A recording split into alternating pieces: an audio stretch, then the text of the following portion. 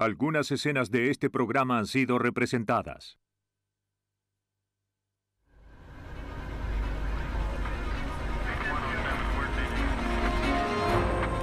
Un cuerpo no identificado aparece en un bosque de Carolina del Norte. Sin motivos ni sospechosos, los investigadores intentan encontrar al asesino.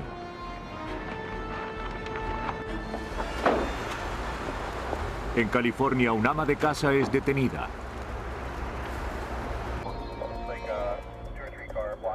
Cuando no aparecen registros de su arresto, los detectives comienzan a temer lo peor. Un trágico accidente a caballo acaba con la vida de una mujer en Montana. Pero los peritos descubren rastros de un asesinato. Cuando la escena de un crimen arroja pruebas vagas, los detectives deben reconstruir sus casos de otra manera. La ciencia forense ha descubierto formas de revelar las causas, exponiendo a quienes matan por amor o por dinero.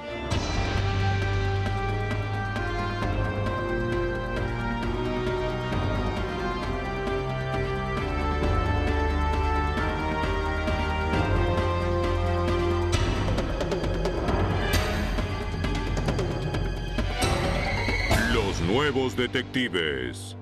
Casos estudiados por la ciencia forense. Hoy presentamos Por amor o por dinero. La zona noroeste de Carolina del Norte está dominada por un terreno escabroso. Su paisaje nunca había sido afectado por los problemas de la vida en la ciudad. Eso estaba por cambiar. El 7 de enero de 1994, un trabajador del Departamento de Transportes investigaba el terreno cercano a una carretera rural. Hizo un descubrimiento macabro.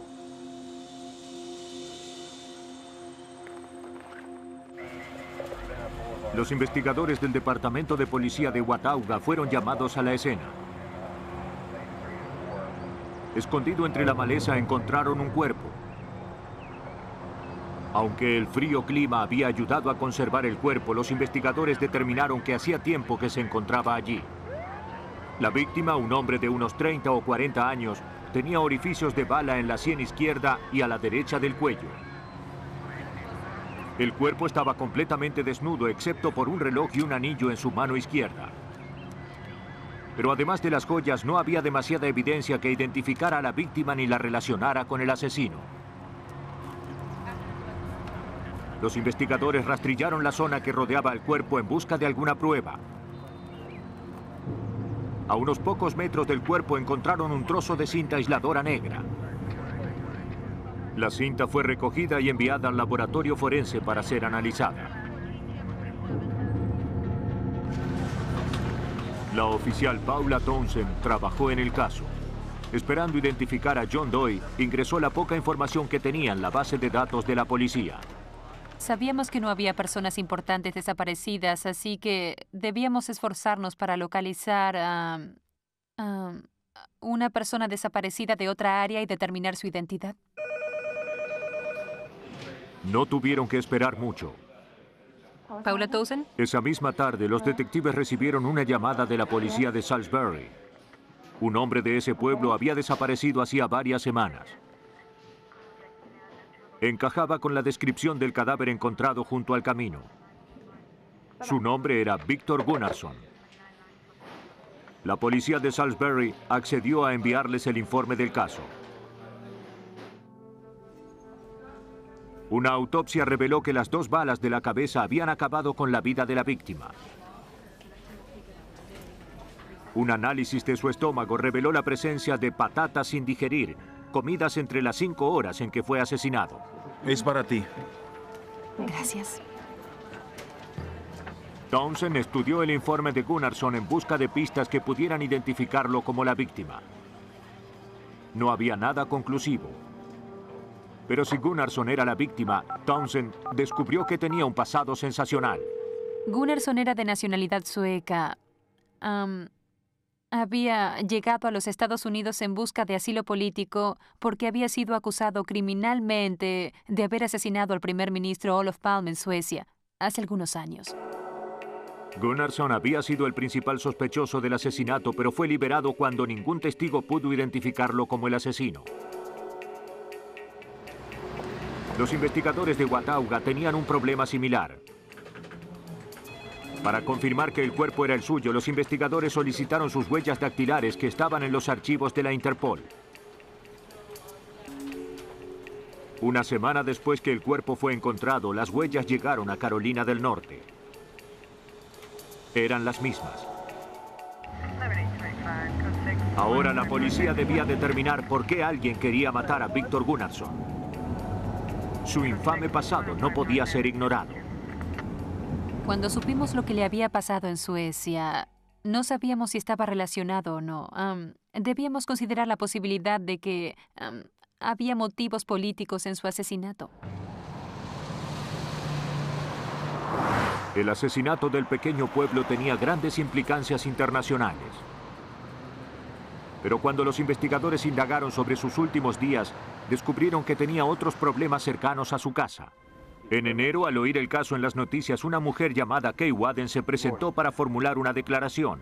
Ella había conocido a Gunnarsson el día de Acción de Gracias y había salido varias veces con él esa semana.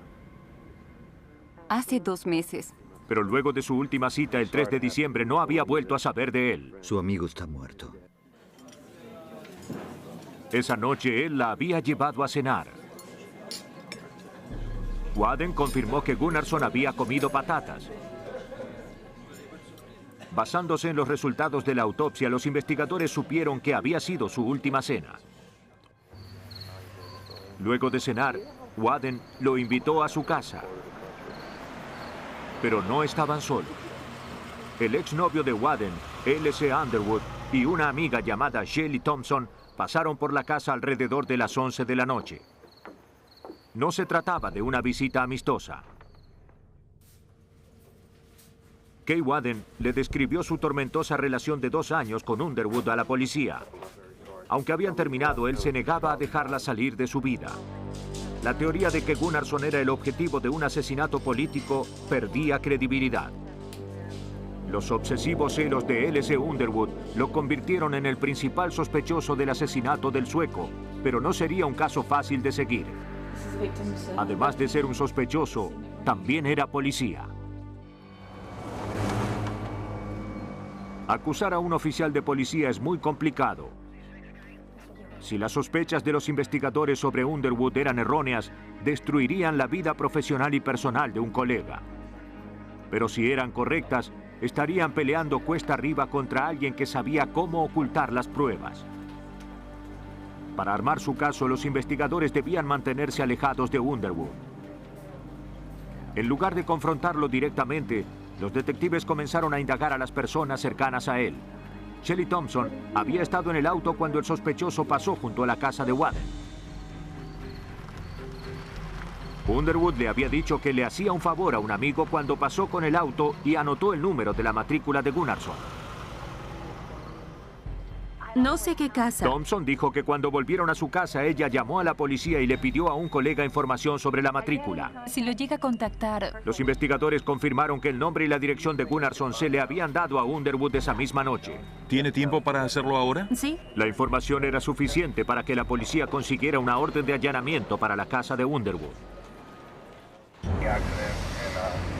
Estaban por enfrentarse a un oficial de policía y al principal sospechoso de la investigación del asesinato. Pueden revisar la despensa. Mike, ven conmigo. Mientras revisaban su casa, los investigadores le preguntaron a Underwood si sabía sobre el asesinato de Víctor Gunnarsson. Este no solo negó tener conocimiento del asesinato, sino que dijo no haber oído nunca ese nombre. El sospechoso fue atrapado mintiendo, pero eso no probaba el asesinato. Bien, continúen. Los investigadores necesitaban pruebas físicas contundentes para conectarlo con el crimen. Revisen desde el pasillo hasta la secadora. La búsqueda inicial de la inmaculada casa no contribuyó con el caso. Si Underwood había matado al sueco, había sido muy ingenioso y organizado como para dejar un arma humeante. La única manera de atraparlo sería encontrando pistas menos obvias en sitios menos esperados. Detrás de la lavadora notaron algo que habían visto antes. Un trozo de cinta aisladora negra como la que encontraron cerca del cuerpo de Víctor Gunnarsson. Bien. Parecía que el meticuloso policía había subestimado la determinación de sus colegas. En el condado de Watauga, la policía de Carolina del Norte intenta solucionar el asesinato de Víctor Gunnarsson, de 38 años. En casa del principal sospechoso, el oficial de policía L.C. Underwood, los investigadores descubrieron una prueba decisiva. Vuelvan aquí. Cinta aisladora negra. Déjame ver. La improbable pista fue llevada al Departamento de Pruebas del Centro de Investigaciones del Estado de Carolina del Norte.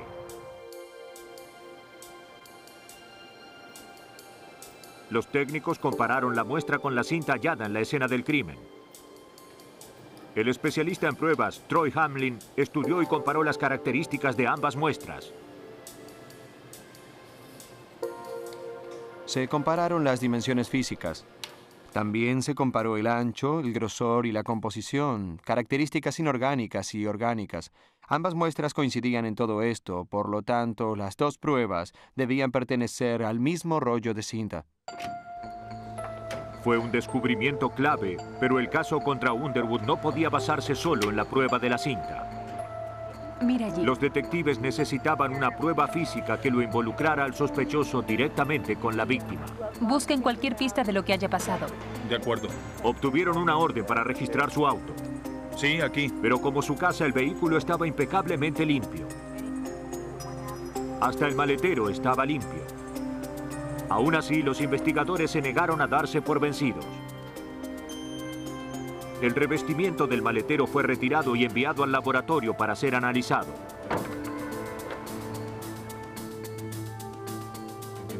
Eso también sería un desafío.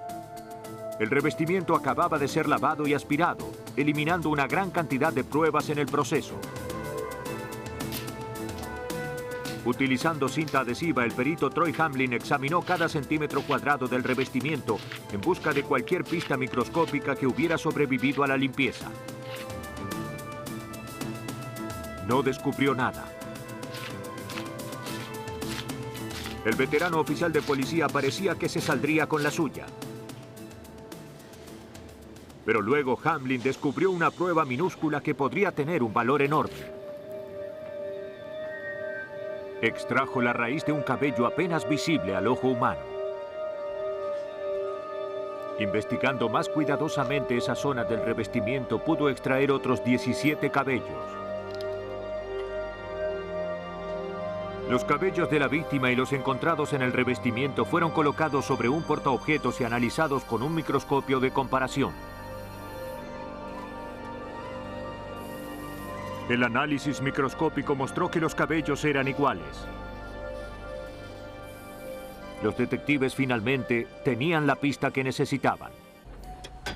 Pero si el caso iba a basarse en esta prueba microscópica, los investigadores necesitarían evidencias irrefutables.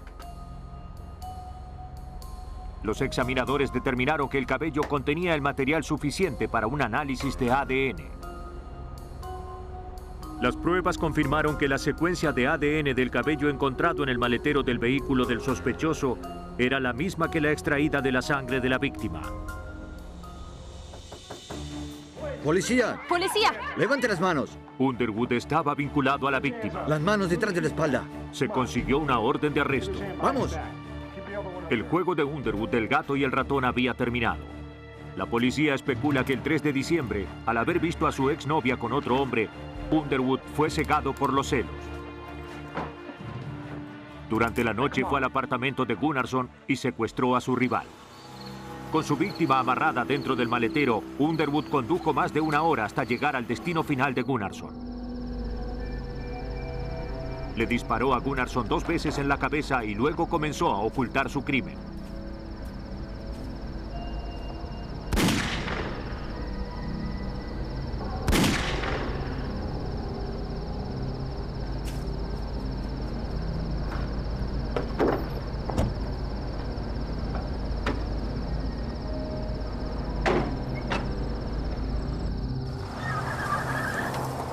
En julio de 1997, L.C. Underwood fue hallado culpable de asesinato en primer grado y sentenciado a cadena perpetua.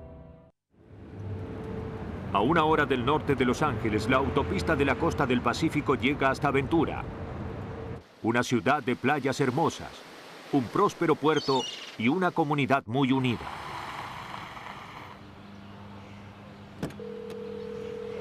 El 6 de mayo de 1996, Michael Daly se comunicó con el Departamento de Policía de Ventura para denunciar que su esposa Jerry había desaparecido. ¿Cuántas personas? Le dijo a la policía que esa mañana su esposa había llevado a sus hijos a la escuela. Para cuando llegó la hora de recoger a los niños unas 3 horas más tarde, ella no apareció. La mujer de 35 años era conocida por ser una madre afectuosa y responsable. No podía haberse olvidado de sus hijos. Él dijo que su esposa tenía planeado hacer unas compras ese mismo día. Nadie había sabido de ella desde entonces. El detective Sean Conroy del Departamento de Policía de Ventura trabajó en el caso. Sabía por experiencia que Jerry podría haber desaparecido a propósito. La reacción en un caso donde desaparece una persona es, generalmente, si se trata de un adulto, es que ellos quieren desaparecer. Pero los miembros de su familia no creían que Jerry había abandonado a sus hijos. Condujeron por la ciudad hasta encontrar la camioneta de Jerry en el estacionamiento de una tienda. Se comunicaron con la policía. Dentro del vehículo, los investigadores encontraron las llaves, su bolso y un regalo para el Día de la Madre que había comprado en la tienda. No había más pistas ni signos de alguna pelea. Al día siguiente, los detectives acudieron a su reunión semanal. Uno de los oficiales mencionó que un residente de Ventura había llamado para informar que había visto un arresto inusual el día anterior. Encontramos unas llaves dentro del automóvil. Había sido donde hallaron la camioneta de Jerry Daly. Aún no hablamos con sus familiares. De todos modos, una de estas, creo que... Visitaron al testigo. Dijo haber visto a una mujer cuya descripción concordaba con la de Jerry. Había sido esposada por una mujer rubia vestida de marrón. La mujer rubia parecía ser una oficial de la ley. Luego vio que colocó a la mujer esposada dentro de un auto verde y se marchó. No fue un arresto normal. El testigo quiso ver el número de matrícula, pero parecía que había sido tapada. Ahora los investigadores sabían que Jerry no había desaparecido. Pero cualquier esperanza de una rápida solución pronto desapareció. Ningún oficial de policía de Ventura u otra jurisdicción tenía registro alguno del incidente. La policía ahora creía que tenía un secuestro en sus manos. Y sin comunicación con el secuestrador, también temían estar investigando un homicidio. Los detectives querían interrogar a Michael Daly en detalles, pero cuando lo fueron a ver, lo encontraron con otra mujer. Su nombre era Diana Hahn. Ambos fueron detenidos para ser interrogados. Cuénteme lo que hizo ayer. El detective Skip Young interrogó a Michael Daly. Durante nuestras primeras conversaciones con Michael, él no parecía ser el esposo angustiado, frenético y preocupado que usted y yo podríamos ser. Él no tenía una explicación de por qué su esposa lo había dejado. Daly le dijo a la policía que cuando su esposa desapareció, él estaba en la tienda donde trabajaba. La coartada fue confirmada. Dígame a qué hora llegó. La novia de Daly, Diana Hahn, negó conocer el paradero de Jerry. Pero no fue su declaración lo que levantó sospechas. ¿Tiene una herida en la frente? Ocultos bajo su flequillo, Hahn tenía unos rasguños recientes. ¿Cómo recibió esas heridas? Ella dijo que había tenido un accidente en bicicleta y que cayó sobre el manubrio. Los investigadores no creyeron esa historia. ¿Solo fue una caída? Sí. Coloque la regla junto a la herida. Se tomaron fotografías de la herida. En las fotos, los investigadores también pudieron ver que tenía hematomas en los brazos y en las manos. Parecía que alguien la había asido tan fuerte que hasta le había provocado hematomas en los dedos. La policía sospechó que estaba involucrada en el secuestro. Ella no tenía un automóvil verde, pero podría haber rentado uno. Los investigadores concurrieron a las agencias que rentaban autos en la zona del condado de Ventura. Averiguaron que un auto había sido rentado el día anterior a la desaparición de Jerry y devuelto el día posterior con 200 kilómetros de más. Hoy estamos muy ocupados. Bien. Estos son. Sí. El registro mostraba que Diana Hahn lo había rentado. Su tarjeta de crédito había sido utilizada para pagar el auto y su firma estaba en el formulario. Bien. El detective Conroy esperaba que un examen del vehículo rentado lo ayudara a descubrir lo que le pasó a Jerry Daly. Aunque el secuestro había ocurrido al menos una semana antes de esto, la agencia de autos no había vuelto a rentar el auto. Preguntamos por qué. El auto había sido devuelto sin el espejo retrovisor que se encontraba dentro del automóvil. Los investigadores confirmaron que el auto rentado por Diana Hahn era verde, exactamente como había descrito el testigo. Lo llevaron al laboratorio de criminología de Ventura. Allí los criminólogos estudiaron el vehículo en busca de rastros de Jerry Daly. Por todo el automóvil vieron manchas. Parecían ser manchas de sangre. Para averiguarlo, los técnicos usaron hisopos humedecidos para recoger las muestras. En el laboratorio, las muestras se colocaron en un tubo con un químico que reacciona con la sangre. En presencia de sangre, el hisopo se torna verde azulado. Utilizando este método, el detective de policía de Ventura, Harry Scott, obtuvo muchos resultados conclusivos. Descubrimos que había sangre en el picaporte de la puerta del lado del acompañante. A pesar de que había sido lavado, también hallamos sangre en una parte del techo, en el interior del automóvil, y también hallamos sangre en el maletero. Esta es sangre de Jerry Daly. El trabajo del laboratorio confirmó que la sangre era humana. Pero aquí los investigadores llegaron a un camino sin salida. Aunque sospechaban que la sangre era de Jerry, no tenían registros de su tipo sanguíneo. Pero los científicos tenían otra solución para ese obstáculo. Los técnicos le extrajeron sangre a los padres de Daly. Así generaron los códigos de ADN y los compararon con el ADN de la sangre que se encontró en el automóvil.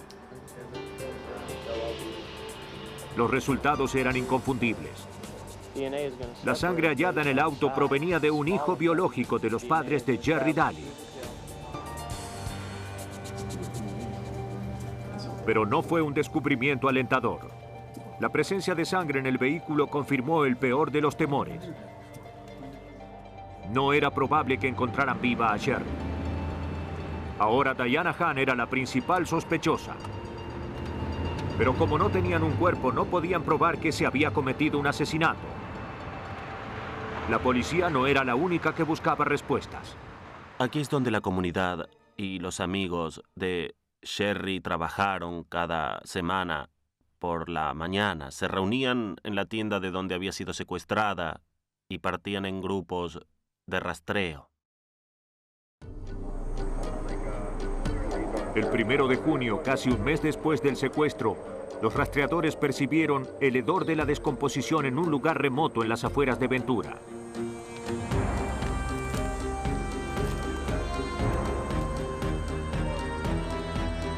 Rastrillando la zona cercana a un terraplén, los investigadores descubrieron un cráneo humano. Creyeron haber descubierto el último lugar de descanso de Jerry Daly.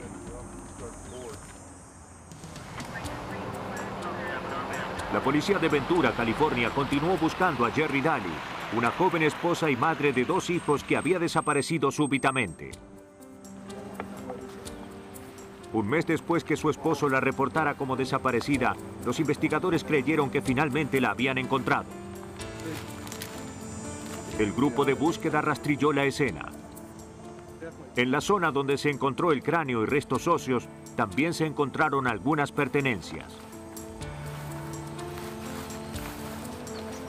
Los objetos fueron cuidadosamente recogidos con la esperanza de poder identificar a Jerry Daly. Los investigadores también encontraron atuendos iguales a los que usó Jerry la última vez que había sido vista. Esto demostraba muchas cosas. Pudimos relacionar la ropa con los huesos y determinamos que había numerosas puñaladas a través de la camisa y el sostén. Estas se apreciaban en las costillas de la víctima. Los registros dentales confirmaron que los restos pertenecían a Jerry Daly. Los análisis demostraron que quien la hubiera matado lo había hecho por venganza. Además de las múltiples puñaladas, su cuello había sido cortado con un objeto afilado. El examen médico concluyó que tras una vigorosa pelea, la víctima había sido prácticamente decapitada. Los resultados de la autopsia eran compatibles con las manchas de sangre halladas en el auto rentado por Diana Hahn. Si Hahn hubiera luchado con Daly, eso explicaría los rasguños y hematomas que tenía la sospechosa en la frente y los brazos durante el primer interrogatorio.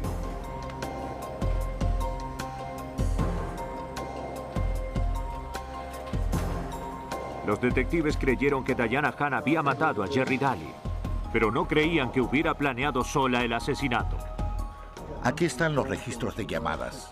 Estudiando las llamadas realizadas por Hahn con una tarjeta después del asesinato, el detective Skip Young descubrió que su amante había participado del complot. Lo había llamado desde un teléfono público desde la hondonada donde se había encontrado el cuerpo. Parecía que Hahn estaba hablando con Daly. La policía centró su atención en el esposo de la víctima. Mira bien esta. Los investigadores descubrieron mediante testigos que Michael Daly consumía drogas y que se mofaba de su amorío con Hahn ya hacía unos años. Supimos gracias a amigos cercanos y vecinos que Sherry le había dado un ultimátum a Michael. Compórtate bien, deja las drogas. Y también a esa mujer. Y supuestamente Sherry buscaba los consejos de un abogado. Los investigadores especularon que con Jerry fuera del camino, Daly no debería cumplir con las demandas de su esposa. En Ventura. Podría seguir con su relación sin pagar una pensión o compartir a sus hijos. Hubo mucha actividad durante ese tiempo. Para la manera de pensar de los detectives, él tenía mucho que ganar con la desaparición de su esposa. Las pruebas contra Diana Hahn y Michael Daly eran acusadoras, pero los investigadores aún no los habían relacionado físicamente con el secuestro o el asesinato. Si debían hacer un caso sólido, necesitaban pruebas para demostrar que Hahn se había disfrazado como una oficial de la ley. Nuevamente, una comunidad unida prestó su ayuda. Compró una peluca rubia. Una empleada que seguía el caso mediante la prensa le dijo a la policía que recordaba haberle vendido a Diana Hahn una peluca rubia tiempo antes del asesinato.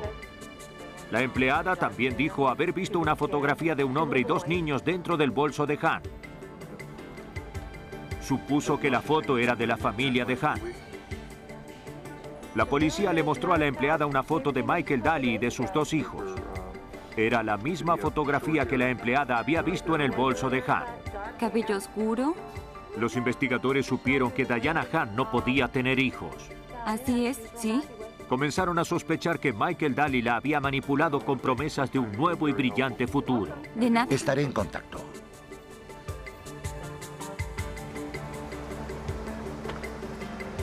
Los detectives continuaron construyendo el caso. Revisaron los registros financieros de Hahn, incluyendo copias de cheques. 1503. Uno de los cheques había sido extendido a una tienda solo días antes del asesinato. La lista de los objetos comprados incluía una cartulina, sacos de residuos, un uniforme marrón y un hacha. La policía obtuvo una orden para registrar la casa de Hahn. Nunca encontraron el hacha o el uniforme, pero encontraron un trozo de cartulina. El código de barras de la cartulina era idéntico al que figuraba en el recibo. No podían saber por qué la cartulina estaba en la lista de compras hasta que examinaron la forma de la parte que había sido cortada. Era exactamente de la misma forma que una matrícula. Eso explicó por qué el testigo no vio el número de la matrícula. Han la había tapado con una falsa. Tenemos que ser muy cuidadosos para planear esto. Pero era improbable que Han pensara lo mismo. Lo que debemos hacer ahora es conseguir una peluca. Los investigadores creían que Daly había ideado el complot del asesinato de antemano. ¿Entendiste? Motivada por la tensión de una nueva vida con Michael, Han estaba más que dispuesta a deshacerse de una cosa que creía que se interponía en su camino. La policía cree que Diana Han disfrazada se había acercado a Jerry cuando dejaba el estacionamiento. ¿Hay algún problema? Fingiendo ser una oficial de la ley, alejó a Jerry de la camioneta y la esposó. La escena del arresto funcionó de acuerdo al plan, pero los investigadores creyeron que Jerry Daly pronto supo lo que pasaba. Creemos que en un reducido periodo de tiempo luego que Sherry fue introducida dentro del vehículo verde, de alguna manera reconoció a Diana Han y le dijo quién era. Por los daños en el interior y teniendo en cuenta que el espejo retrovisor había sido arrancado, podemos decir que Sherry trató de defenderse. Pero Jerry no pudo librarse de su agresora. Luego de llevarla hasta un lugar apartado, Han acuchilló a Daly al menos 17 veces y colocó su cuerpo en la hondonada.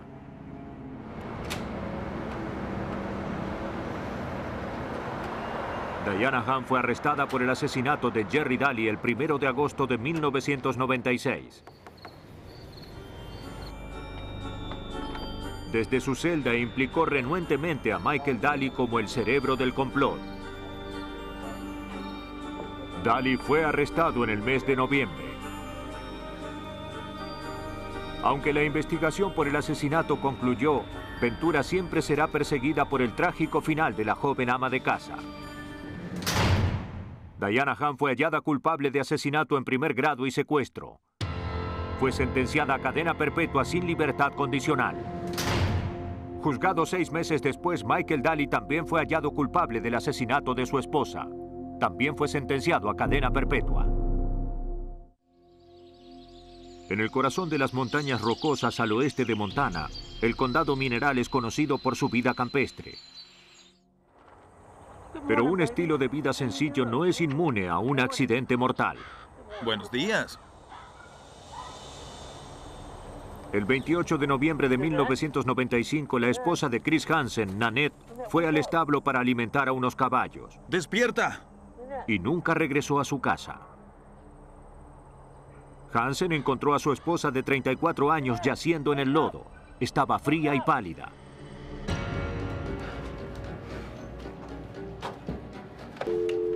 Hansen llamó al servicio de emergencias. Pensó que Nanette podría haber sido pisada por los caballos. ¿Emergencias? Sí, es mi esposa. Estaba muerta o por morir. Creo que está muerta. La operadora inmediatamente envió una ambulancia. Bien. Cuando los paramédicos llegaron, Nanette no respiraba. No tenía pulso. Todo lo que podían hacer su esposo y su hijastro Scott era mirar mientras trataban de revivir a Nanette con un masaje cardíaco. Al principio, los esfuerzos de los paramédicos parecían prometedores. La víctima respiró una vez por sí misma, pero sería su último aliento. La declararon muerta. Como las pesquisas se realizaron en un pequeño poblado, el departamento del alguacil también fue contactado. Chris Hansen le dijo a los investigadores que encontró el cuerpo de Nanette en el sendero enlodado cercano a las pasturas de los caballos. Dijo que tras llamar al servicio de emergencias telefoneó a su hijo, Scott Davey, pero ya no podía hacerse nada. Debido a su esclerosis múltiple, no recordaba muchas cosas. Le tomé el pulso y estaba muerta. Si lo hubiera visto antes, tal vez podría haberle salvado la vida. De regreso de la escena del accidente al departamento de policía del condado de Mineral, La oficial Anita Parkin no tenía razones para creer que la muerte de Nanette significara algo más que un simple accidente. Tenía hematomas que parecían como si un caballo le hubiera pasado por encima o algo semejante. Por las condiciones del corral pude ver que alguien podría golpearse, resbalarse o algo de esa naturaleza. Las noticias de la muerte de Nanette se esparcieron por la comunidad de 3.000 habitantes. Con eso comenzaron las sospechas. En pocas horas, amigos y vecinos de la víctima llamaron a la oficina del alguacil para expresar su temor por la tragedia. Nadie en la comunidad creía que la muerte de Nanette Hansen fuera un accidente. La policía del condado de Mineral en Montana continuó la investigación de la muerte de Nanette Hansen de 34 años, accidentalmente muerta por uno de sus caballos. Pero la comunidad no creía esa historia. Amigos cercanos solicitaron una investigación por la muerte de Nanette. Entiendo que conocía a Nanette. Para ellos el accidente no tenía sentido. Nanette tenía experiencia en el cuidado y control de caballos. Solo tenía animales dóciles.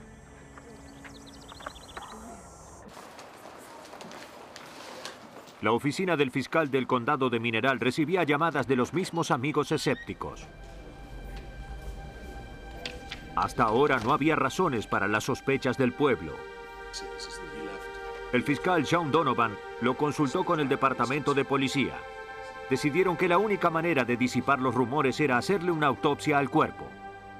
Ambos acordamos, solo para acabar con las preocupaciones de los vecinos, que debíamos hacer eso. No esperábamos encontrar nada. Los restos de la víctima se transportaron hasta el laboratorio de criminología de Missoula. Allí se le pidió al médico forense Gary Dale que determinara las causas de la muerte de Nanette Hansen.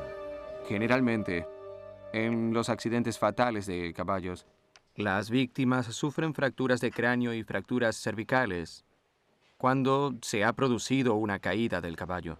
No había pruebas externas de ningún tipo de heridas fatales. Las heridas consistían mayormente de raspaduras y hematomas. El cráneo de Nanette no estaba fracturado. Su espina dorsal estaba intacta. No tenía hemorragias severas. Las heridas encontradas eran relativamente menores. Un grupo de pequeños rasguños en la cabeza y un hematoma de 5 centímetros en su sien derecha. Rasuraron el cabello que cubría el hematoma y descubrieron un patrón inusual en el cuero cabelludo. No pudieron identificar inmediatamente la causa de la herida. Ninguna de estas heridas encajaba con el perfil de las pisadas de un caballo. Los estudios internos del cuerpo evidenciaron una gran cantidad de lodo y de eyecciones del corral. No había muerto pisoteada. Había muerto por asfixia. Y en este caso se puede pensar en la posibilidad de que haya quedado inconsciente por un golpe. De alguna manera el caballo la había golpeado contra el establo y cayó sobre las deyecciones del corral y básicamente se ahogó o se sofocó en esas deyecciones. Esta otra. Pero faltaba algo en este argumento. Nanette había sufrido solo heridas superficiales en la cabeza. ¿Y este? No había pruebas de un trauma cerebral que habría sido la causa de que perdiera la conciencia. Se formuló una nueva teoría macabra. Existía la posibilidad de que estuviera con el rostro hacia abajo, apoyada con sus manos en el suelo húmedo y que le hayan aplicado presión sobre su espalda y nuca. Básicamente fue forzada a tragar todo eso.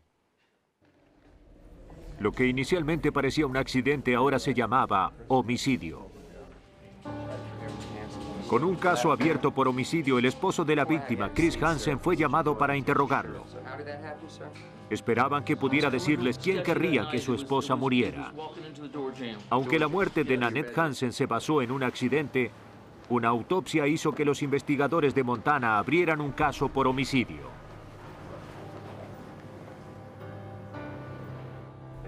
Los detectives interrogaron a su esposo, Chris Hansen. Los hematomas y rasguños que tenía el cuerpo de Nanette sugerían que había peleado hasta morir. Para averiguar si Chris Hansen se encontraba en el otro extremo de la riña, le pidieron que se quitara la camisa. Estaba cubierto de lo que parecían rasguños de uñas. ¿Y eso? Cuando le pidieron que explicara los rasguños, dijo que había tropezado y caído dentro de la casa. Hansen aseguró que con su esclerosis múltiple y su cercana ceguera, no había manera de que pudiera dominar físicamente a su esposa. Gracias. Aunque decía la verdad sobre su esclerosis, parecía que sobrepasaba su discapacidad. Luego, durante la investigación, supimos que podía jugar a los dados y ver los números. También podía pararse junto a una mesa de billar y saber qué número tenían las bolas y que había solicitado y recibido una licencia para cazar en 1994. Escriba su declaración sobre lo que pasó ese día. Aunque pudo tener dificultades para trabajar, los investigadores creyeron que era lo suficientemente fuerte como para vencer a su esposa. Los amigos de Nanette y sus compañeros dijeron que ella frecuentemente tenía hematomas y los ojos negros.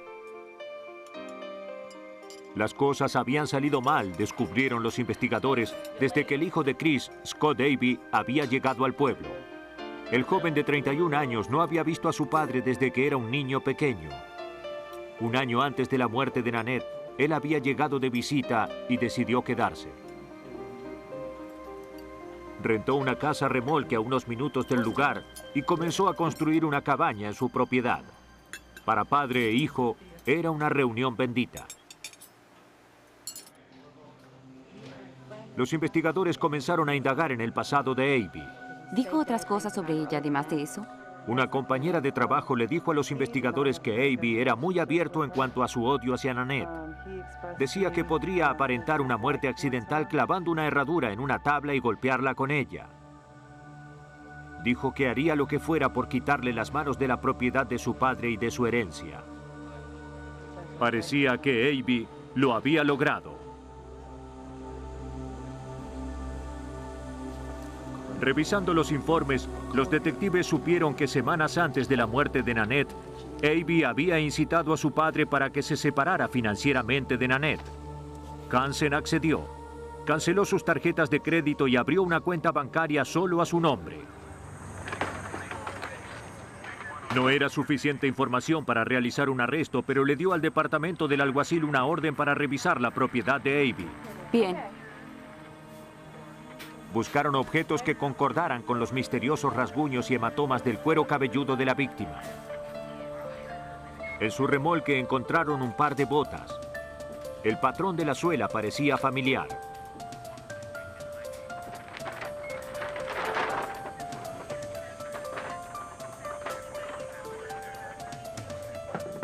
En el auto de Abby, los detectives hicieron otro descubrimiento. Un arma casera llamada cachiporra. Un saco de cuero relleno con objetos metálicos.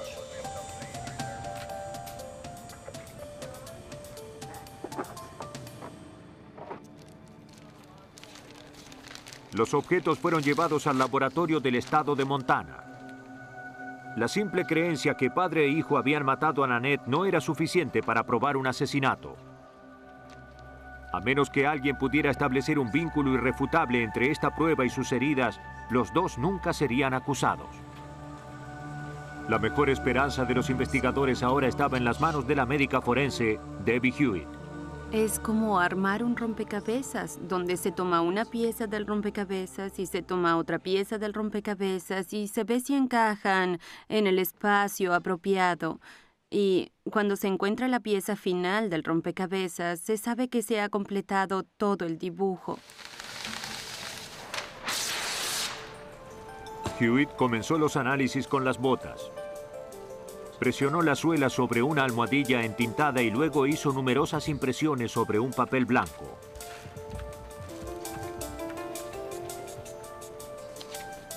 Estas huellas se transfirieron a una limpia hoja de acetato. Colocando las huellas sobre una fotografía en tamaño real de la herida, ella pudo determinar si la bota había provocado la misma.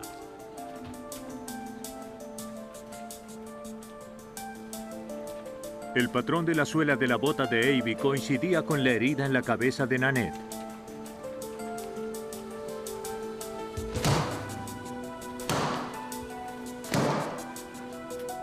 Hewitt repitió el mismo proceso con la cachiporra, entintando e imprimiendo el arma desde diferentes ángulos. Cuando la comparó con el hematoma grande de la sien de la víctima, la última pieza del rompecabezas estaba en su lugar. La cachiporra coincidía perfectamente con la herida del costado de la cabeza de Nanette. Padre e hijo habían planeado deshacerse de la mujer que se interponía entre ellos y su codicia. Queda arrestado por asesinato. Pero su complot no pudo contra la investigación forense. Tiene derecho a guardar silencio. El 2 de febrero de 1996, Chris Hansen y Scott Abby fueron arrestados. Los fiscales especularon que Abby primero golpeó a Nanette con la cachiporra y luego la arrastró por el lodo para que pareciera un accidente. Mientras Hansen la sujetaba, su hijo colocó un pie sobre su cabeza presionándola hasta que dejó de respirar. De no haber sido por la insistencia de los amigos cercanos de Nanette, el acto brutal habría sido enterrado para siempre. Scott Abby y Chris Hansen fueron hallados culpables de homicidio y sentenciados a 60 años en prisión.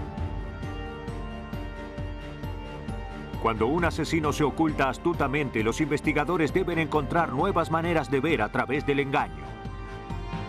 Acuden a la ciencia forense para revelar la verdad y ser justos con las víctimas que son asesinadas por amor o por dinero. Algunas escenas de este programa han sido representadas, incluyendo la descripción de investigaciones realizadas en la escena del crimen.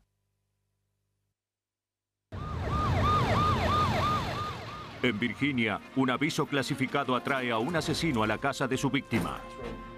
La policía tiene que determinar la identidad del asesino y solo cuenta con unos casquillos vacíos.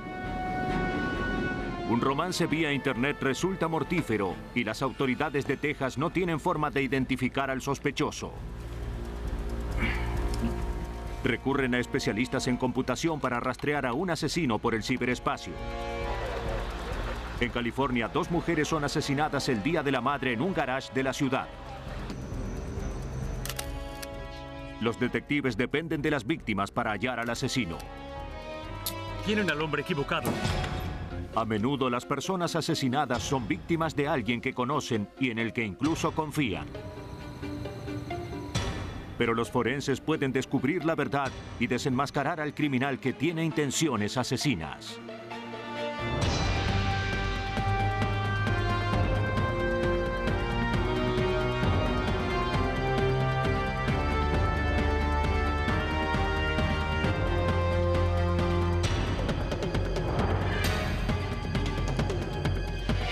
Los nuevos detectives. Casos estudiados por la ciencia forense. Hoy presentamos Intenciones asesinas. El 24 de septiembre de 1997 por la tarde, oficiales de Newport News, Virginia, acudieron a la casa de Harry Kaiser, de 35 años. Uno de sus amigos estaba preocupado por él y llamó a emergencias. Cuando el oficial llegó unos minutos después, no parecía haber nadie en la casa.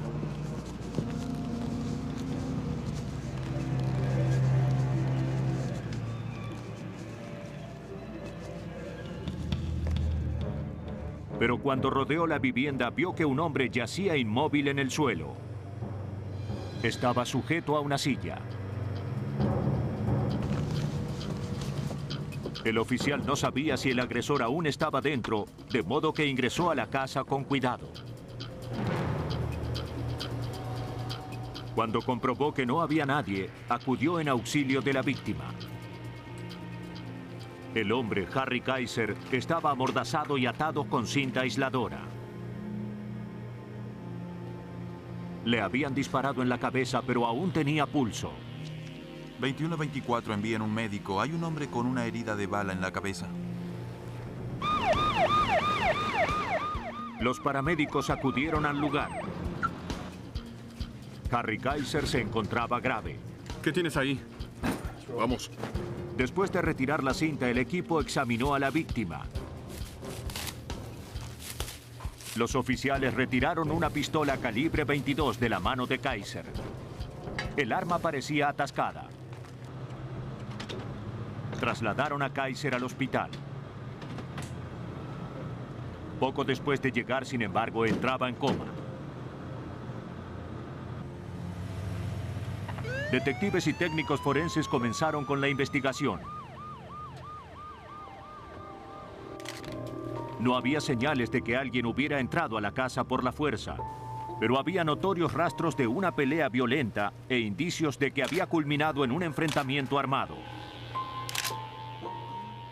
En la pared hallaron una bala de bajo calibre que parecía proceder de la pistola 22 de Kaiser.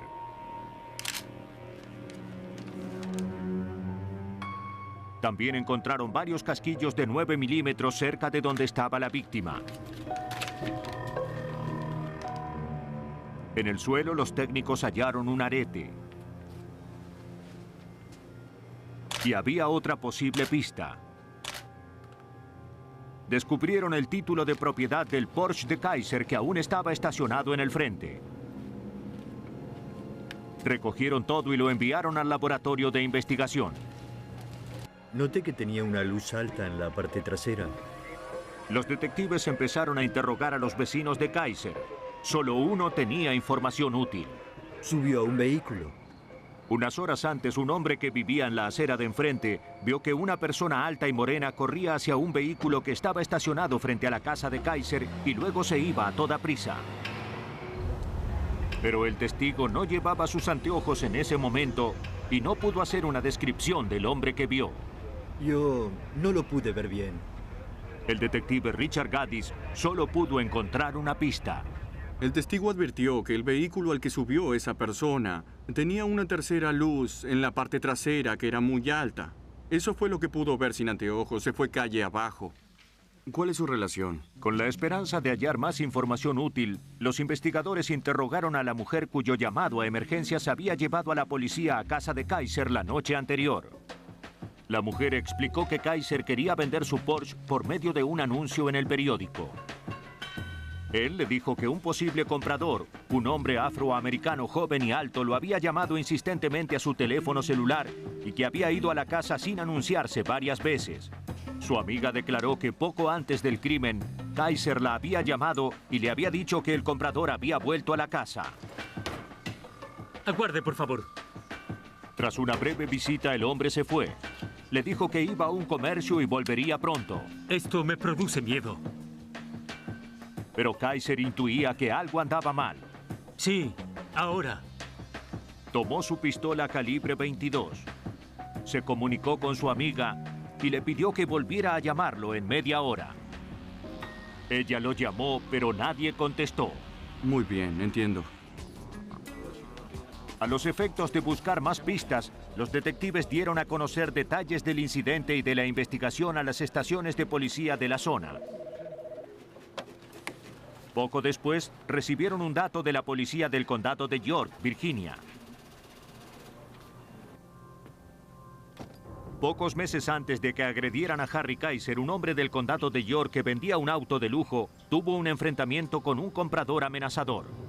Bueno, yo pido $28,000 por este vehículo.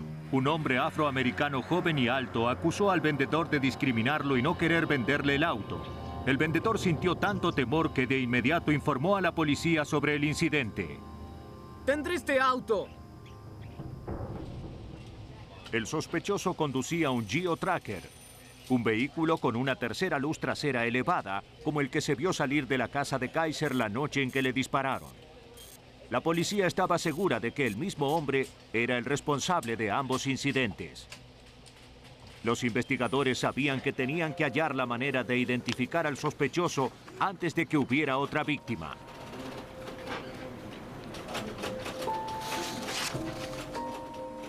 Obtuvieron una orden judicial para acceder a la información del teléfono celular de Harry Kaiser y buscaron números no habituales. Analizamos la información telefónica y eliminamos a toda la gente que Harry Kaiser conocía, a su familia y sus amigos. Había un número de teléfono que no correspondía a ninguno de ellos. Correspondía a una casa de Hampton, Virginia, y el llamado había sido a las 6:45 de la tarde del crimen. ¿Este número le resulta familiar? La dueña de casa no sabía nada del llamado ni de Harry Kaiser.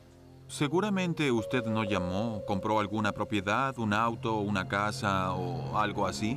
La pista no parecía conducir a ningún lado, pero luego la mujer agregó que su hijo de 22 años había pensado en comprar un auto nuevo en los últimos días. Su nombre, dijo, era James Gatling. Suele volver a casa. Luego se ubicó a Gatling para interrogarlo. Si bien concordaba con la descripción de la amiga de Kaiser y del hombre del condado de York, no parecía una persona violenta. Gatling admitió que tenía un geotracker y también que había visitado al hombre del condado de York y a Harry Kaiser. Bueno, en verdad, eso no lo sé. Admitió sin problemas que había estado en casa de Harry Kaiser varias veces para ver el Porsche, pero negó tener relación con el crimen y haber estado ahí cuando atacaron a Kaiser. Cuando le preguntaron por qué tenía una oreja lastimada, Gatling no pudo explicarlo. No lo recuerdo. Si bien la herida tenía relación con los elementos hallados en el lugar del crimen, la policía no podía demostrarlo. ¿Lo vio antes? Tras varias horas de interrogatorio, no tuvieron más remedio que liberar a James Gatling. 3 días después del incidente se informó que Harry Kaiser había muerto como consecuencia de las heridas. James Gatling era ahora el principal sospechoso en una investigación de homicidio. La policía averiguó que su conducta era impredecible y empezó a temer que pudiera protagonizar nuevos actos de violencia.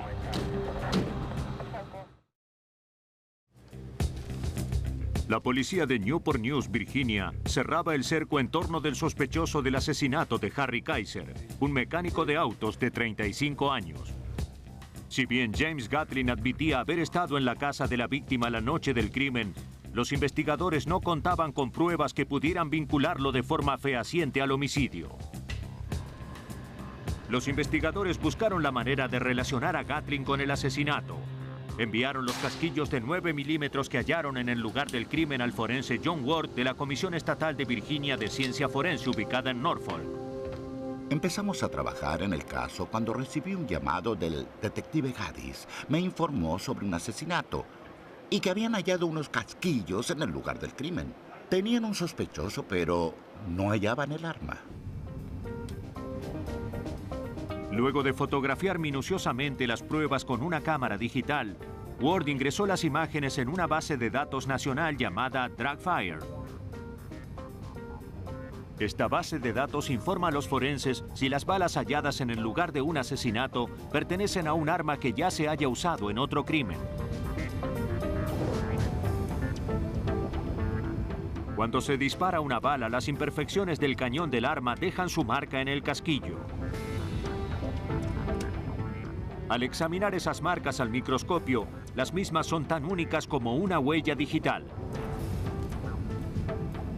La base de datos DragFire busca en sus archivos otros casquillos que tengan marcas similares.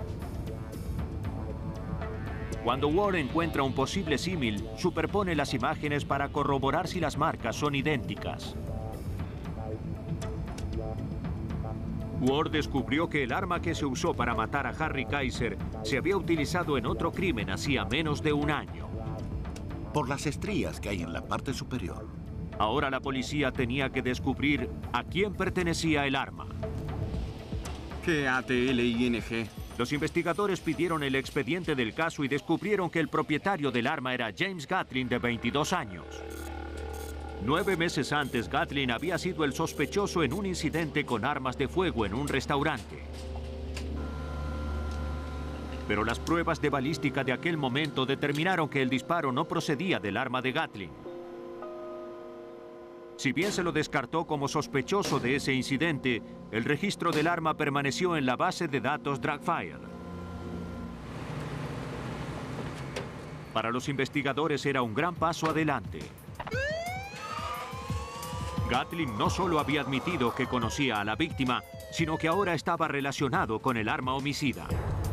El 2 de octubre de 1997, James Gatlin fue detenido como sospechoso de homicidio.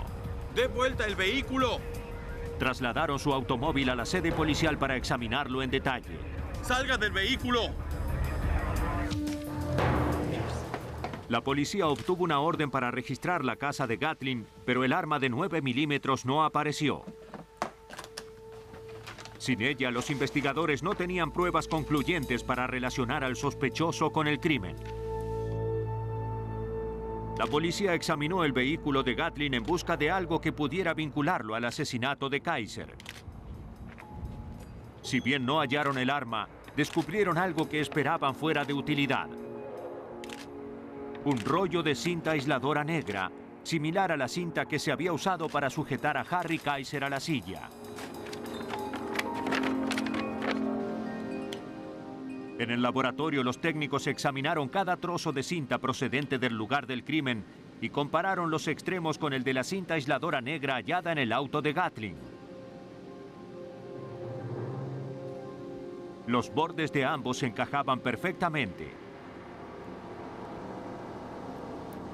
Ahora no quedaban dudas. James Gatlin era culpable de la muerte de Harry Kaiser. ¡Levante los brazos! ¡Ey! ¡Los brazos! ¿Qué está ¡Vamos haciendo? arriba! ¡Siéntese en la silla! La policía estima que poco después de que Harry Kaiser hablara por teléfono con su amiga, James Gatlin volvió a la casa. ¡Cruce las manos! Movido por una furia inexplicable, Gatlin redujo a su víctima y la inmovilizó en la silla.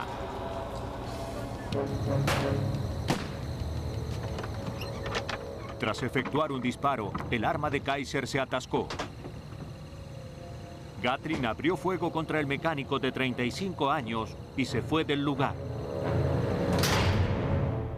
James Gatlin fue condenado a reclusión perpetua por el homicidio en primer grado de Harry Kaiser. En el caso de Gatlin, los detectives rastrearon a un asesino que trató de ocultarse en el anonimato de los avisos clasificados. Para atrapar a una asesina en Texas, los investigadores tendrían que seguir a una misteriosa mujer por un laberinto aún más complejo. En abril del año 2000 y 30 kilómetros al sudoeste de Austin, en la región central de Texas, un hacendado que recorría su propiedad notó que había una manta al costado de un camino.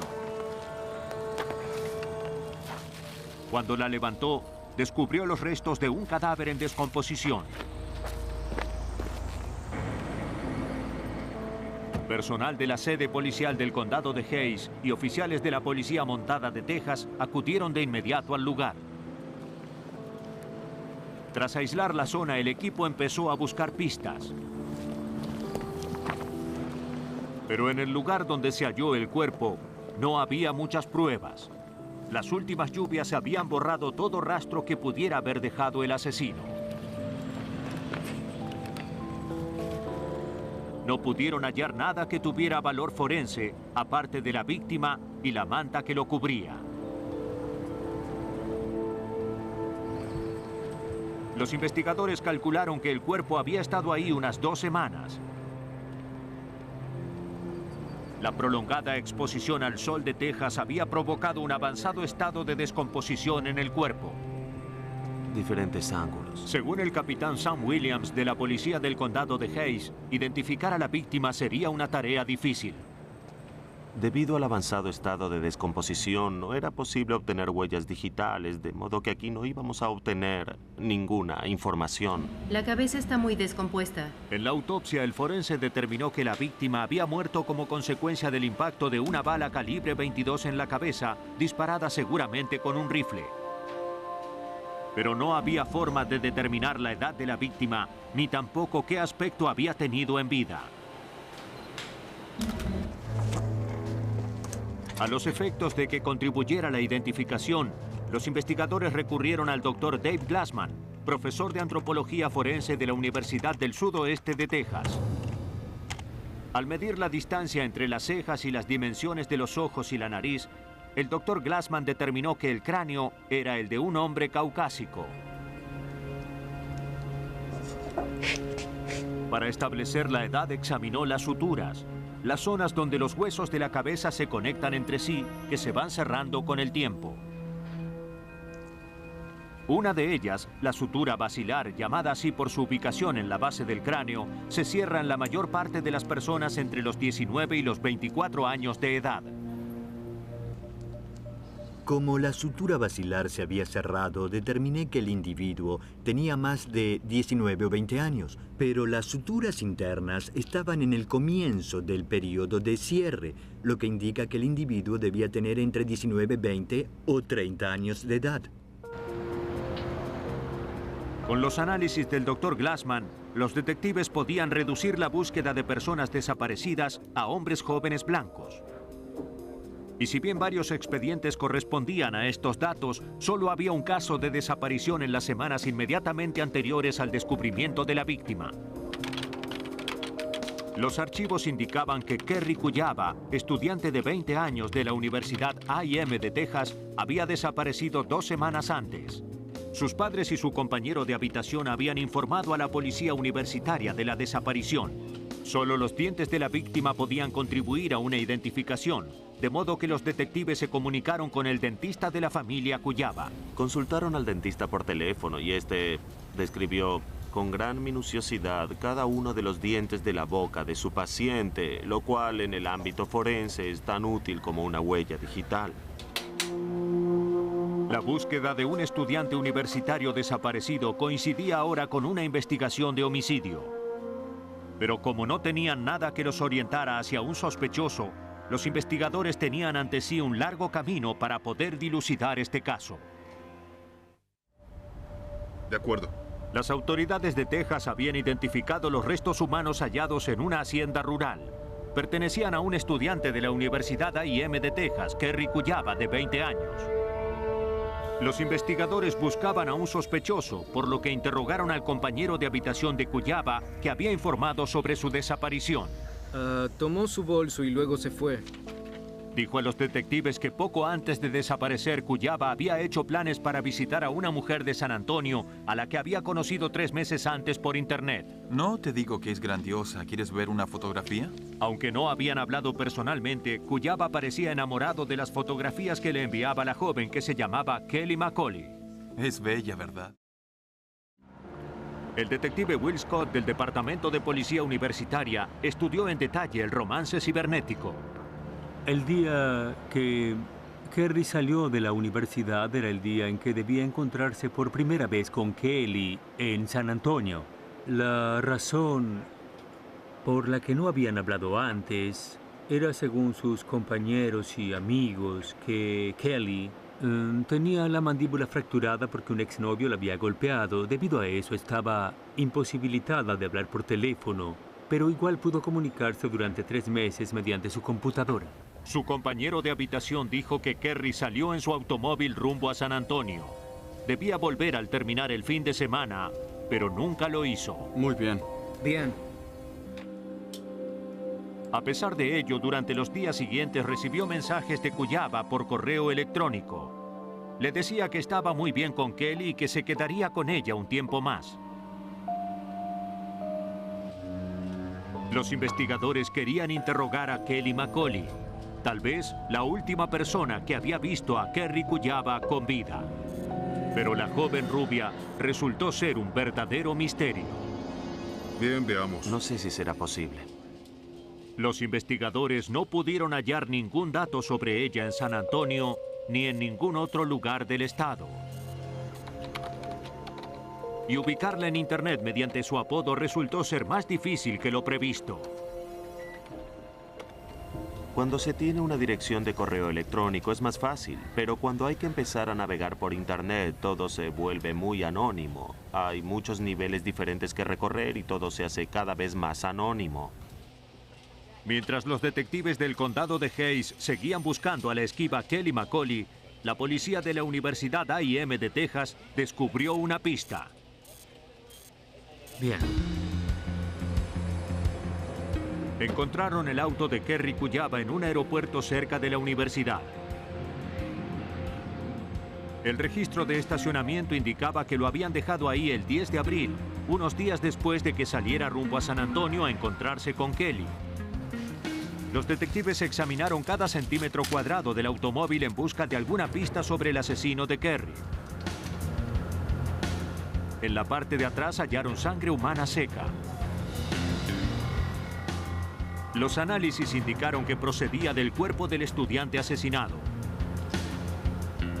Pero como no había huellas dactilares, sería difícil determinar quién conducía el automóvil. Al día siguiente, el compañero de Kerry llamó a los investigadores.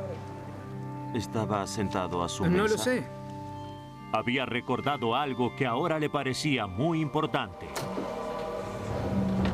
Días después de que Kerry partiera hacia San Antonio, volvió a su habitación y halló a un joven sentado ante la computadora de Kerry. El joven se presentó como el hermano de Kelly McCauley. De acuerdo, bien. Dijo que buscaba material de estudio para Kerry Kujawa. Como no sabía que su compañero corría peligro, él no volvió a pensar en ello. La policía estaba segura de que Kelly McCauley y su hermano tenían alguna relación con el asesinato de Kerry Kujawa, pero rastrear a estos misteriosos hermanos por las vías tradicionales había sido infructuoso. Seguramente volveré a hablar con usted. Si la policía quería solucionar este caso, tenía que encontrar la forma de rastrearlos en el complejo mundo cibernético. Ninguno de los que trabajaba en la investigación, nadie que perteneciera a la policía ni a los organismos que conocíamos, tenía experiencia en este tipo de comunicaciones a través de Internet. No sabíamos nada de esto, de modo que para nosotros se trataba de un territorio virgen. Hola. Hola. Las perspectivas eran desalentadoras hasta que un periódico local publicó un artículo sobre el caso y eso llevó a Cary Lee, un veterano de Internet, a contactarse con la policía. Se había comunicado vía Internet tanto con la víctima como con la sospechosa. Kelly McCauley no dejaba de hablar de su flamante romance.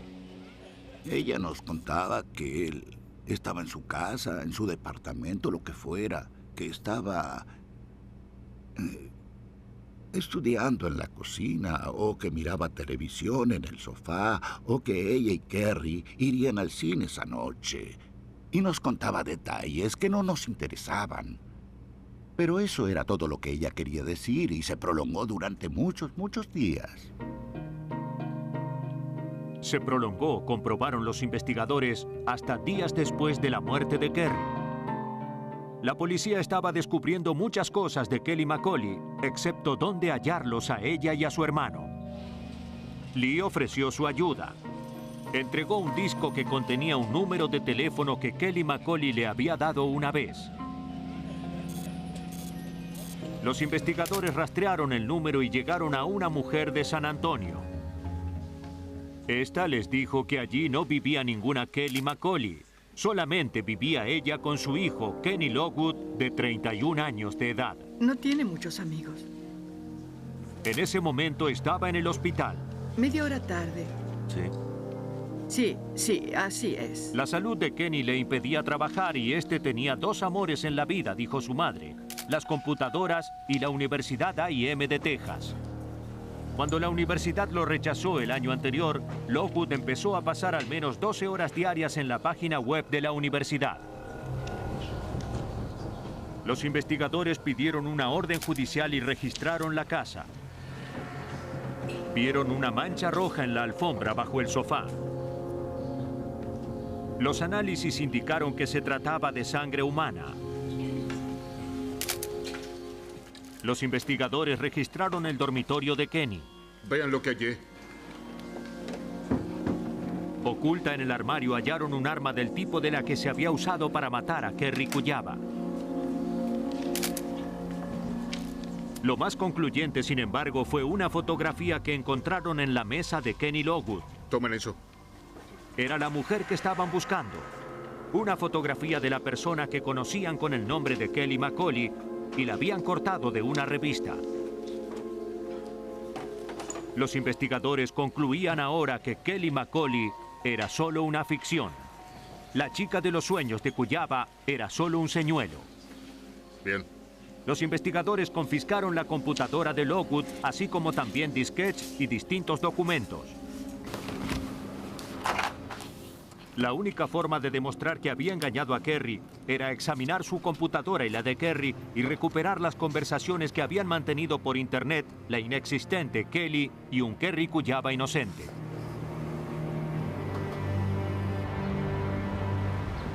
David Burns, de la policía del condado de Hayes, fue uno de los investigadores que examinó los archivos. Nos llevamos toda esa información y luego empezamos a examinar todo lo que se había dicho mediante esas dos computadoras, todo lo que se había hablado vía internet por correo electrónico, todas las conversaciones que se habían mantenido vía internet por correo electrónico. Examinamos todo eso y luego analizamos toda la información. Las conversaciones recuperadas de esa manera indicaban que la Kelly ficticia dialogaba en la red durante horas, sobre todo con Kerry. Lockwood dominaba la situación y alentaba a Kerry Kuyaba. Finalmente sugirió que ambos se encontraran personalmente. ¿Está Kelly? Los investigadores sospechan que cuando Kerry llegó a San Antonio, Lockwood se hizo pasar por el hermano de Kelly. Si bien nadie sabrá nunca qué llevó a Lockwood a hacer lo que hizo, el hoyo en la cabeza de Kerry Kuyaba indicó a los investigadores qué pasó después. En algún momento las cosas salieron mal. Kerry Kuyaba estaba sentado en el sofá cuando recibió el impacto de una bala calibre 22 en la cabeza y cayó al piso. Seguramente murió antes de tocar el suelo. Lockwood colocó luego el cuerpo en la cajuela del auto de Kerry, condujo hasta una zona rural y allí abandonó a su víctima. Continuó con la representación y escribió desde la computadora de Kerry mensajes tranquilizadores a los familiares y amigos de este. Aquí está el señor Lockwood. El 27 de abril de 2000, Kenny Lockwood, que aún se recuperaba de una enfermedad incierta en el hospital, fue detenido por homicidio. Cuando lo interrogaron, confesó el crimen. Nos brindó una confesión parcial. En un momento llegó a admitir que el asesinato había tenido lugar en su casa. Nos explicó la historia entre él y Kerry. Dijo que se encontraron y que se había hecho pasar por Kelly. Pero nunca llegarían a juzgarlo por su crimen. Poco después de su detención, Kenny Lockwood se quitó la vida. Es muy bella. ¿Quieres ver una foto? Kerry Kuyaba halló la muerte cuando creyó en las palabras de un desconocido. Pero hasta una noche en familia puede volverse mortífera. 9,5 millones de personas viven en Los Ángeles, California. Muchos llegan aquí en busca de fama y fortuna. Pero la noche del Día de la Madre del año 1995, el nivel superior de un garage de estacionamiento de la ciudad se convirtió en escenario de una pesadilla familiar.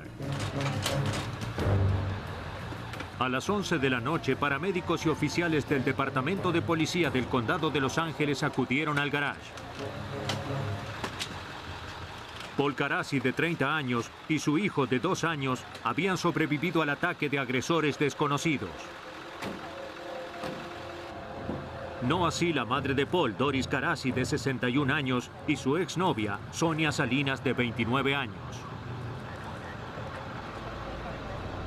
Las dos mujeres quedaron prácticamente decapitadas como consecuencia del violento incidente.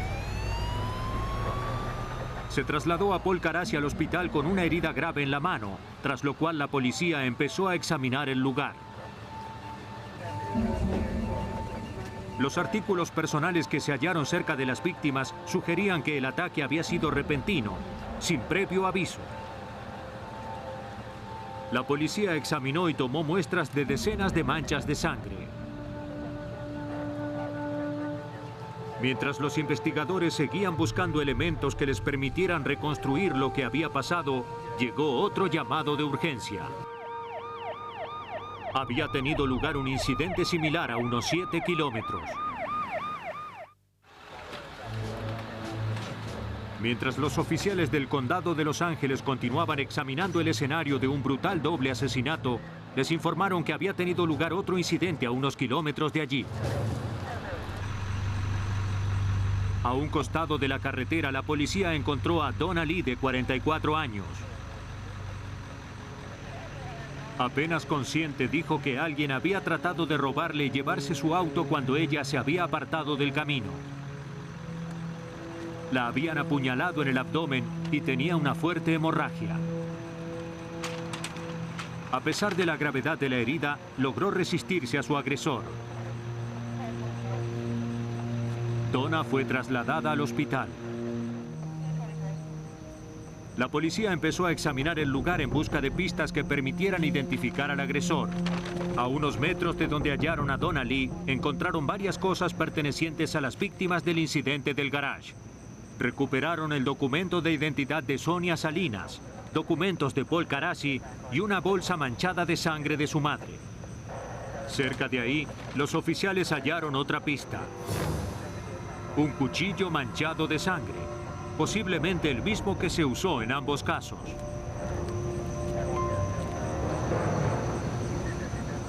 Por lo que parecía, alguien se había lanzado a una carrera de varios kilómetros de violencia. El sargento Sam Muñiz del Departamento de Policía de Los Ángeles estaba a cargo del caso. Bien, dígame, ¿cuántas veces lo vio esa noche? La brutalidad de los asesinatos que tuvieron lugar en el garage era desconcertante. ¿Qué lleva a alguien a hacer algo así? Sobre todo por la forma en que lo hizo. Si miramos las víctimas, veremos que están casi decapitadas. Las apuñalaron de un lado a otro. Bueno, ese hombre estaba enojado o no estaba en sus cabales, ¿verdad? Unas horas después de los incidentes, los investigadores fueron a la casa de Paul Carassi para informar a su familia que éste se recuperaba en el hospital. Parecía no haber nadie en casa, pero advirtieron algo extraño. Paul Carassi compartía su domicilio con alguien llamado Lee, el mismo apellido de la víctima que habían encontrado en la calle. En la convicción de que tenía que ser algo más que una coincidencia, los detectives fueron al hospital a hablar con Carassi. Este les dijo que había llevado a su madre Doris, a su exnovia Sonia y al hijo de ambos de 2 años a cenar fuera en ocasión del Día de la Madre. Ella había sido mi novia. Cuando dieron la espalda al automóvil, alguien los atacó sorpresivamente por la espalda y los arrojó al suelo. Oyó gritos y trató de pelear. Pero cuando quiso quitarle el cuchillo al agresor, este le lastimó la mano. Perdió el conocimiento. Luego, cuando volvió en sí, vio los cadáveres de su madre y de Sonia. Paul declaró que conocía a Donna Lee, la víctima que la policía halló a un lado de la carretera. Al volver, ambos trabajaban en un banco y tenían una relación sentimental. ¿Quieres decir lo mismo que anoche? Poco tiempo antes habían decidido vivir juntos. De hecho, su relación con Donna había provocado roces entre él y su exnovia, Sonia Salinas, que también trabajaba en el banco. De acuerdo. Puedo hacerlo. Suena bien. Sonia quería la custodia de su hijo de 2 años y que Paul contribuyera a la manutención del niño. ¿Alguna preferencia? A pesar de las tensiones, Paul no imaginaba que alguien podría querer lastimarlos a él o a su familia. Entonces habíamos terminado de cenar. Seguros de que los 2 incidentes estaban relacionados, los forenses del Laboratorio de Investigaciones Criminales del Departamento de Policía de Los Ángeles esperaban dar con pruebas que los orientaran hacia un sospechoso. Empezaron por analizar el cuchillo ensangrentado que se encontró en el lugar en que estaba Donna Lee. Los análisis serológicos confirmaron que el cuchillo tenía sangre de las 4 víctimas. Pero no había huellas digitales. Desesperados por dar con el asesino antes de que volviera a matar, los investigadores empezaron a examinar el auto de Donna Lee en busca de pistas. No encontraron huellas, pero en el asiento trasero hallaron una prueba importante. Era una copia de los papeles del divorcio de Donna Lee que ponían fin a 15 años de matrimonio con un hombre llamado Frank Lee. Los investigadores pensaron que era el primer indicio de un motivo y un posible sospechoso. Frank Lee aseguró que era inocente y accedió a acompañar a los investigadores al departamento de policía. Ahora, párese aquí, por favor. El examen físico del sospechoso no reveló indicios de que hubiera estado en una pelea violenta. Admitió, sin embargo, que su divorcio era una instancia muy desagradable y que le molestaba que Donna lo dejara por Paul Carassi. Si bien el divorcio convertía a Frank Lee en el sospechoso más lógico, el motivo no parecía conformar a los investigadores. Estos pensaban que Paul Carassi, y no su madre y su exnovia, debía haber sido el objeto de la furia de un marido celoso. Finalmente se descartó a Frank Lee como sospechoso del doble asesinato. En la convicción de que seguramente se había pasado por alto alguna otra pista sobre la identidad del asesino, los forenses volvieron a hacer exámenes. La criminalista Beverly Kerr empezó con la camiseta que llevaba Paul Carassi en el momento del ataque. Volví a la camiseta de Paul, la miré y vimos algo que parecía una huella dactilar ensangrentada. Todos la miramos, lo discutimos y empezamos a pensar que era muy posible que se tratara de eso. Los análisis de ADN indicaron que la mayor parte de la sangre que había en la camiseta, sobre todo en la parte de la huella, procedía de su exnovia Sonia Salinas. Pero Carassi nunca mencionó que había tocado a las víctimas. La policía decidió volver a interrogarlo. Cuando le preguntaron cómo había llegado la sangre a su camiseta, Carassi dijo haber olvidado que le había tomado el pulso a Sonia cuando volvió en sí. Agregó que había resbalado y caído sobre la sangre que rodeaba el cuerpo de Sonia y que seguramente se había limpiado la sangre en la camiseta. No fue necesario usar el detector de mentiras. Los investigadores empezaron a sospechar que Paul Carassi ocultaba algo. Lo descubriremos pronto, ¿verdad? Se contradecía cuando hablaba, decía una cosa y luego otra, y de pronto me di cuenta, me dije, tiene que ser este hombre. Debe ser la persona que buscamos porque no tiene una historia coherente. El mejor testigo de los investigadores de pronto se convertía en el principal sospechoso de la brutal matanza del Día de la Madre. En busca de pruebas de que Paul Carassi había matado a su propia madre y a su exnovia, los investigadores recurrieron una vez más al laboratorio. Ahora esperaban que la sangre de la mujer asesinada les brindara pruebas de que Paul estaba detrás de estos actos de violencia. Ahora tenían razones para creer que una de las víctimas, Paul Carassi, era culpable del asesinato de su madre Doris y de su exnovia, Sonia Salinas. Para demostrarlo, la criminalista Elizabeth Devine empezó a reconstruir los hechos que habían tenido lugar en el garage, valiéndose de la camiseta ensangrentada de Carassi. Si bien Carassi había dicho antes que había resbalado en la sangre de Sonia y luego se había limpiado las manos en la camiseta, esa explicación no coincidía con las pruebas. Era evidente que había pasado más que eso. Había mucha sangre. Hubo transferencia por contacto con el cuello de Sonia Salinas. Estaba casi decapitada y él tenía todo el pecho ensangrentado. No es sangre con la que alguien se manche una mano y luego se limpia en la camiseta. Es algo que está sangrando sobre la piel del otro durante cierto lapso de tiempo. Los forenses determinaron que la huella de la camiseta de Carassi no era de él. La había dejado Sonia Salinas. Cuando se comparó la huella de la camiseta y los diagramas de la autopsia de las manos de Sonia, las heridas no coincidían. Sonia había recibido más heridas después de aferrar la camiseta de Paul Carassi. Cuando ella lo tomó de la camiseta, aún no había recibido las puñaladas, de modo que eso fue en mitad del ataque. Una vez iniciado el ataque y antes de que terminara, él dijo que estaba en el suelo y que no tuvo participación, pero quedó demostrado no solo que participó, sino que estaba a menos de 1 metro de ella y pudo tomarlo de la ropa. Los análisis arrinconaron a Carassi. Nuevas investigaciones revelaron que no había actuado solo. Las pruebas de ADN demostraron que la sangre hallada en un zapato de Sonia Salinas correspondía a Donna Lee, la mujer que sobrevivió a una agresión poco después de los asesinatos. Veo sangre de Paul.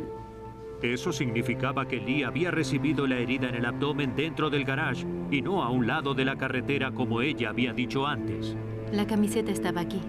Para demostrar que Donna Lee había mentido para ocultar su participación en el doble asesinato, los forenses empezaron a investigar cómo la sangre de su herida había terminado en el zapato de la víctima. La única forma en que la sangre pudo llegar de esa manera al zapato era si éste hubiera estado en contacto con el abdomen. Durante cierto lapso de tiempo yo intenté muchas posibilidades, muchas posiciones diferentes, muchas teorías sobre cómo pudo haber pasado eso, y la única forma en que pudo pasar es que ella le haya presionado el estómago con el pie mientras Paul la apuñalaba. Y para mí eso demuestra su participación en este crimen. Esto es de Donna. Los investigadores concluyeron que Donna Lee había recibido una puñalada en el abdomen por accidente mientras ella y Paul luchaban por dominar a las víctimas. Así fue. Respondí sus preguntas. Se sometió a Paul Carassi a un detector de mentiras. Se los aseguro, tengo una buena coartada. Cuando le preguntaron si había matado a su madre y a su exnovia, contestó que no. Paul, le tengo malas noticias. Las pruebas indicaban que mentía. Nos mintió aquí y aquí. Con el agregado de las pruebas forenses, Carassi quedó detenido. Tiene derecho a cambiar de opinión si lo desea. Donna Lee aún se recuperaba de sus heridas en el hospital. También fue detenida por el doble homicidio. Los investigadores concluyeron que con la ayuda de Donna Lee, Paul Carassi había empezado a planear el asesinato de su exnovia y su madre cuando los costos financieros de su batalla legal por la custodia de su hijo se hicieron demasiado altos. Paul Carassi no ganaba demasiado dinero a la semana y tenía muchas cuentas que pagar. Su problema era financiero y quería la custodia del niño. ¿Cómo podría quedarse con el niño y también con el dinero? Eso fue lo que pensó. Estaba enojado con ambas, porque su madre respaldaba a Sonia. Estaba furioso. La noche del Día de la Madre, cuando Paul Carassi y su familia iban hacia el auto después de cenar, Donna Lee los esperaba con el arma homicida en la mano. El plan de hacer pasar el homicidio por un robo quedó desbaratado cuando Donna Lee resultó herida durante los asesinatos y se vio obligada a buscar atención médica mientras trataba de deshacerse de las pertenencias de las víctimas. El jurado determinó que Paul Carassi y Donna Lee eran culpables de homicidio en primer grado. Paul Carassi fue condenado a muerte y Donna Lee a reclusión perpetua. Cuando un sospechoso y su víctima tienen una relación estrecha, hallar pruebas de homicidio puede ser un verdadero desafío para los investigadores. Cuando el límite entre familiaridad y odio se hace difuso, queda en manos de los forenses descubrir la verdad y revelar las intenciones asesinas de un criminal.